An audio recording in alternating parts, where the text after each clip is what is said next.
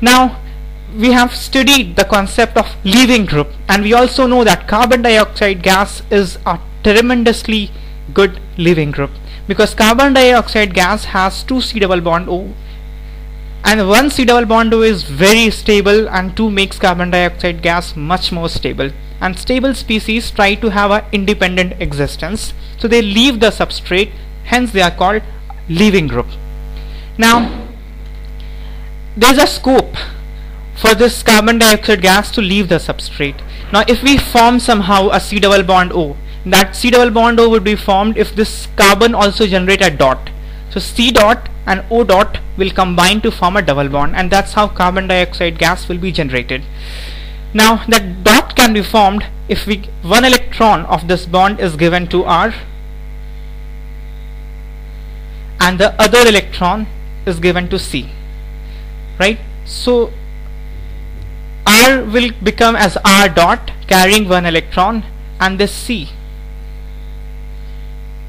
will become C dot, and this C dot and O dot will combine to form a bond generating another C double bond O, and hence CO2, right? So this CO2 gas will be evolved out, and what we are effectively left with is this R dot. So this is the second step of removal of carbon dioxide gas.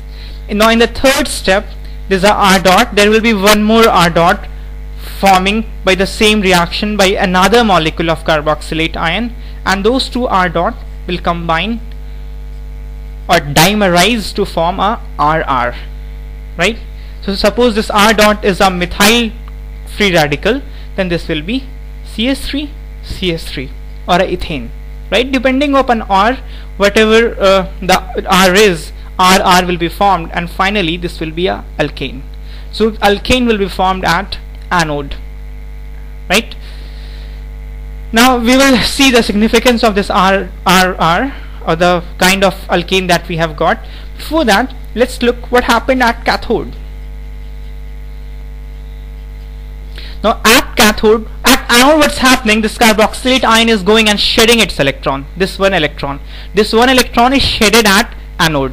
So this anode interface will start to accumulate negative charge or electrons. Now that electrons will not be accumulated infinitely, because that will increase the charge density. So these electrons through this circuit, through the battery and the wire, will start to be transmitted. These electrons will be conducted through wire and the battery, and those electrons will start to come here. Now again the density will start to accumulate or to increase here, so someone have to go and receive those electrons, because the electronic density can't increase beyond certain level. So someone have to go and receive the electron shedded by this carboxylate ion. Now the contender who will go to receive the electron would be the one which has positive charge, because the one having positive charge will go and accept those electrons to become neutral. Now potassium ion is having a positive charge that we can see, and another contender to go and receive is water. If we see the structure of water, oxygen very high electronegativity, hydrogen has very less electronegativity, oxygen develops a negative charge polarity, hydrogen develops a positive charge polarity. So this hydrogen is the electron deficient end in water. So this hydrogen is also a contender to go and receive those electrons. This hydrogen and potassium ion. Now potassium ion enjoys the noble gas configuration of argon, very stable. Potassium is very reactive. It's reactive because after reaction it becomes stable. So when potassium is in metallic state, it's reactive. After reaction it comes to ionic state. It is reactive because the ionic state is stable, because it enjoys the noble gas configuration of argon. So potassium is very stable.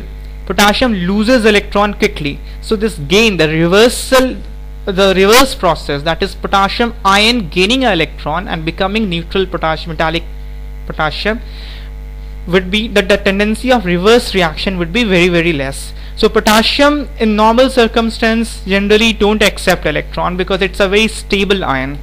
So in this case potassium will not go and receive those electrons from cathode. It will be water which will be going to receive those electrons. So the reaction would be like this.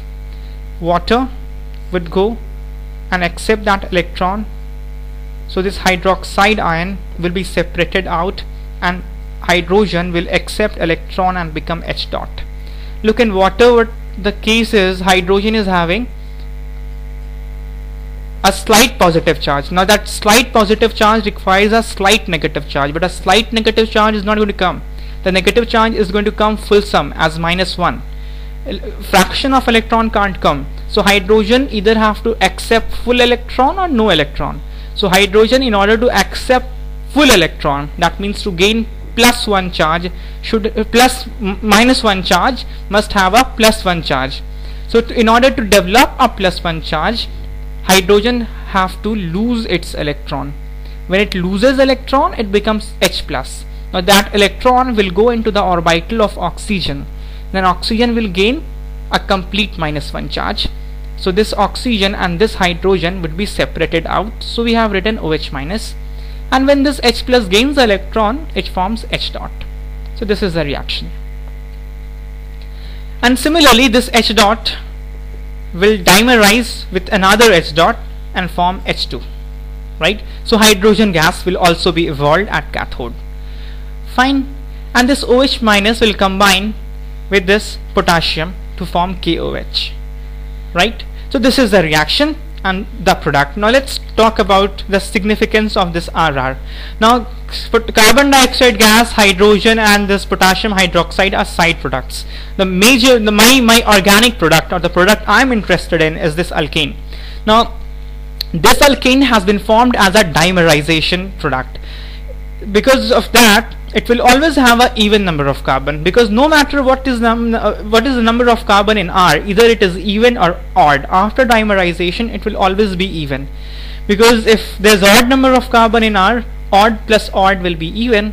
If there is even number of carbon in R, even plus even will also be even.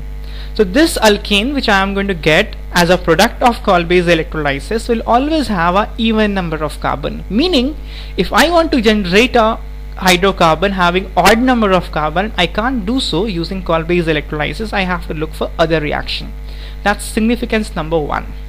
Another point that you have to note here is CO2 gas is evolved. Now there will be numerous reactions throughout the course in which carbon dioxide gas is evolved, and at the end of the syllabus you might get to solve some problem which will read as which of the following reaction evolves carbon dioxide gas, and one of the option would be Kolbe's electrolysis.